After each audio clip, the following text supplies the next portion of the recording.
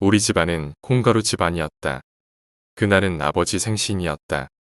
다른 친척들 모두 우리 집에 모여 있었는데 내가 퇴근이 늦어져 제일 늦게 도착했던 모양이다.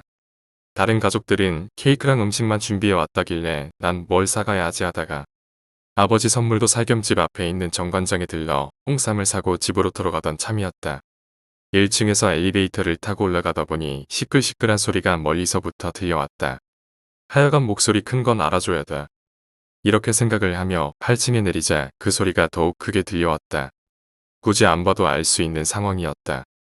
또 싸우는구나. 아무것도 모르는 척 문을 열고 집에 들어가자 아빠는 당황한 얼굴로 이제 오냐며 고생했다고 밥부터 먹으라고 하고 있었지만 당시 분위기는 온 가족들이 어떡하지? 하는 분위기였다. 난 인사도 안 한 채 생신 선물이에요. 라며 아빠에게 선물만 드리고 화장실로 들어갔다. 내가 없는 사이에 상황을 정리하라고 말이다. 하지만 분위기는 어쩐지 내가 도착하니 더 시끄러워지는 듯 했다. 형부, 말 그렇게 하는 거 아니에요. 진짜 너무하네. 한 고모가 나가려다 말고 다시 자리에 앉더니 울먹거리며 말을 이었다. 기서, 그만해. 뭐 그거 중요한 얘기라고 이런 날 여기까지 와서 난리들이야. 기서, 김서방도 그만해요, 이제. 주변에선 다들 두 사람을 만류하는 듯한 소리가 들렸지만 한 번 높아진 목소리는 사그라질 생각을 하지 않았다. 내가 틀린 말했어? 막내야. 말을 해봐. 내가 틀린 말 했냐고. 화장실을 나오자 한 고모부가 벌겋게 달아오른 얼굴로 목에 핏대를 세워가며 열변을 토하는 중이셨다. 싸울 거면 나가서 싸워요 좀. 아니, 아빠 생신에 여기까지 와서 이렇게 소리 질러가면서 싸우는 이유가 뭐야 도대체. 애들 보기에 안 창피해요들. 그리곤 소파에 앉아있는 사촌 동생들과 조카들을 보자 죄다 표정이 굳어져서 음식도 먹지 못하고 이녀 혼날까 싶어 시무룩해 있는 모습이 보였다. 아빠도 그런 상황이 신경이 쓰이긴 했는지 애들을 데리고 잠깐 나갔다.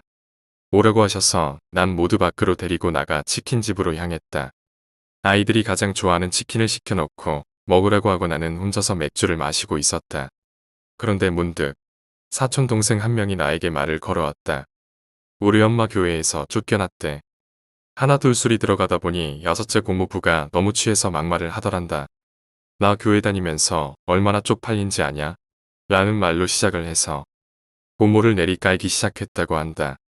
그 말 한마디에 화가 난 고모는 그때부터 소리를 질렀다고 했다. 또 취하셨네. 내가 뭘 했다고 쪽팔려요? 여기서 더 감정이 격해질까 고모들은 서로의 대화를 막으려는데 멈출 줄 모르는 고모부의 퍼붓는 욕설에 화가 난 고모는 저딴 인간이랑 다시는 상종하지 않겠다며 짐을 챙겨 나가려는데 아빠가 일단 앉아보라며 잡았다고 한다. 그러자 고모가 손을 뿌리치며 누우라고 소리를 친 것이고 그 타이밍에 내가 집에 도착을 했던 것이었다. 이 이야기를 들려주는 사촌 동생의 얼굴은 어딘가 우울해 보였다. 본인이 자신의 엄마를 깎아내리는 기분이라서였을까? 아니면 사실을 이야기하는 거지만 그것으로 인해 본인까지 저런 취급을 당할지도 모른다는 두려움 때문이었을까? 한참을 곱씹던 나는 생각을 접어버렸다. 왜 내가 이 일로 고민에 빠져야 하는가? 동생에게서 들은 이야기는 여기까지였다. 나는 동생의 이야기가 모두 끝나고 고모가 바람을 폈나 정도로만 생각을 했다. 더 이상의 생각은 하지 않았다. 워낙 우리 집안에선 흔히 일어날 수 있는 일이거니와 요즘 세상의 불륜이 어디 인생의 치명적인 오점이라도 된단 말인가. 그 정도로만 생각했을 뿐 별 신경 쓰지 않았다. 어차피 그들 인생일 테니까. 3년가량 시간이 흐르고 난 그제야 사건의 진실을 마주하게 되었다. 다시 아버지의 생신이 돌아왔다. 무슨 일이 있었냐는 듯 고모들은 가식과 기만의 얼굴을 하고 집으로 하나둘 모였다. 오빠 저번 생일 땐 고기 잡섰으니까 요번엔 우리가 낙지 좀 공수해왔어. 얼마나 싱싱한지 몰라. 뒤이어 다른 고모들도 줄줄이 도착을 했다. 그리고 또 한 번 벌어진 2차 전쟁. 너는 나한테 인사도 안 하냐? 형부, 그냥 조용히 있다 갑시다. 어디 다른 교회 다니냐? 거긴 너 퇴출당한 거 알아? 그때는 말로 싸웠지만 이번엔 온갖 접시와 반찬들이 날아다니는 모습을 목격했다. 드라마에서만 보던 김치들이 머리 위로 날아다니는 장면과 사기 그릇으로 머리를 내리쳐 접시가 깨지면서 머리에 피가 흐르는 저게 김치 국물인지 피인지 분간이 안 되는 아이러니한 상황의 연속. 이젠 늙어 힘없는 아버지는 그만하라며 소리만 지르고 계셨고 나머지 사람들은 말리다가 튕겨져 나가거나 바닥에 나뒹구는 것 말고는 딱히 하는 게 없었다. 이대로 뒀다간 옆집에서 먼저 신고를 하겠다 싶어 내가 먼저 경찰을 불렀다. 대략 5분 정도 후에야 경찰이 도착했고 상황이 일단락되면서 경찰이 자초지종을 묻고 고모가 답을 하면서 난 그들이 왜 싸우기 시작했는지 알게 되었다. 경찰은 고모의 이야기를 들으며 한 번씩 추임새를 넣곤 했다. 그것은 인정이나 공감의 표현이 아닌 어처구니가 없어 할 말이 없다는 느낌에 가까웠다. 그 경찰도 나와 똑같은 생각을 했을 것이다.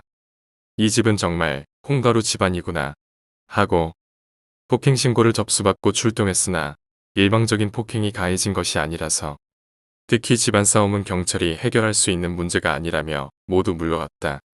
한바탕 소란이 일고 집안이 조용해지자 고모는 털썩 주저앉아 울기 시작했다. 마치 어린 아이처럼 울었다. 당최 뭐 때문에 싸우는 건지 아무것도 모르는 아버지는 대체 뭐 때문에 니들이 싸우는지 알아야겠다며 이야기를 해보려고 했고 고모는 그때부터 말을 꺼냈다. 내가 우리 교회 집사로 있던 사람이야. 눈물 없이 봐줄 수 없을 정도로 고모의 이야기는 아주 애절했다. 때는 여름이었는데 교회에서 시키지도 않은 전도 활동을 하고 다녔단다. 초중학생들을 주 타깃으로 삼아 동네 놀이터를 돌아다니며 예수천국, 불신지옥을 외치고 다녔는데 교회에 나오면 자장면이나 맛있는 여러 음식들도 먹을 수 있고 한 달 꼬박 출석을 하면 한 명당 10,000원씩 용돈도 줄 거라며 여러 아이들을 포섭에 성공시켰다고도 말했다. 고모는 그 말을 하면서 본인도 거짓말이라는 걸 인정했다. 물론 거짓말이야. 근데 내가 그 많은 아이들을 교회에 데려다 놨으면 적어도 그렇게 해주는 신용은 해줘야 하는 거 아니야.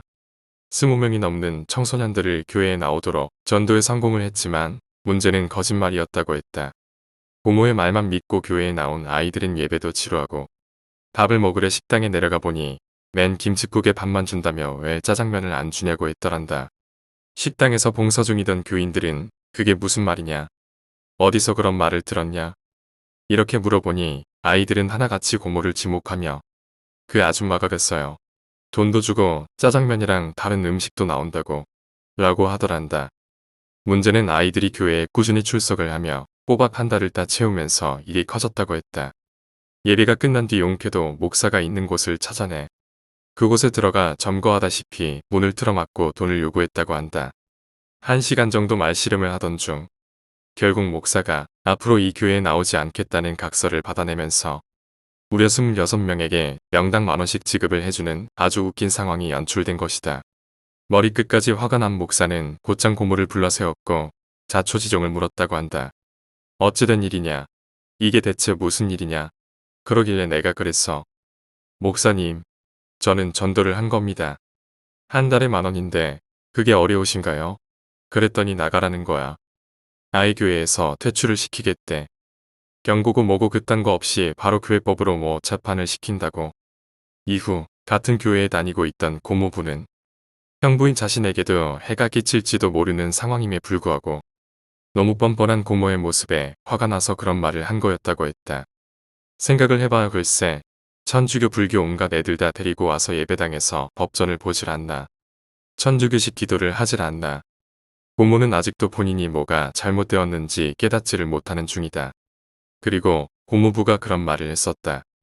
처자는 믿음의 본질을 깨닫지 못하고 저렇게 교회를 다니고 있는 거라고. 비록 장애를 가졌을지라도 그도 사람입니다. 저도 모르게 성욕이 생겨 성폭행을 저질렀습니다. 회개하겠습니다. 라고 말하는 사람에게 예수가 그래 나의 자식아 부끄러워 말라 라고 말하진 않을 것 같은데 그런 사람의 입에서 믿음의 본질이라는 말을 듣자니 종교가 없는 나조차도 역겨웠다. 사람은 본인의 악취를 모르고 산다고 한다. 가끔 보면 모르는 게 아니라 알면서 모르는 척하는 게 아닐까 하는 생각이 든다.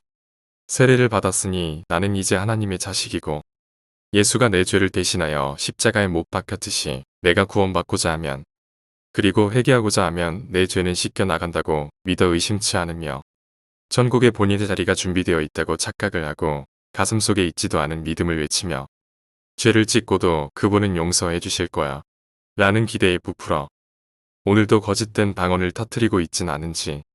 오늘 이야기는 여기까지입니다. 오늘 이야기가 재미있으셨다면 구독과 좋아요, 댓글 부탁드립니다.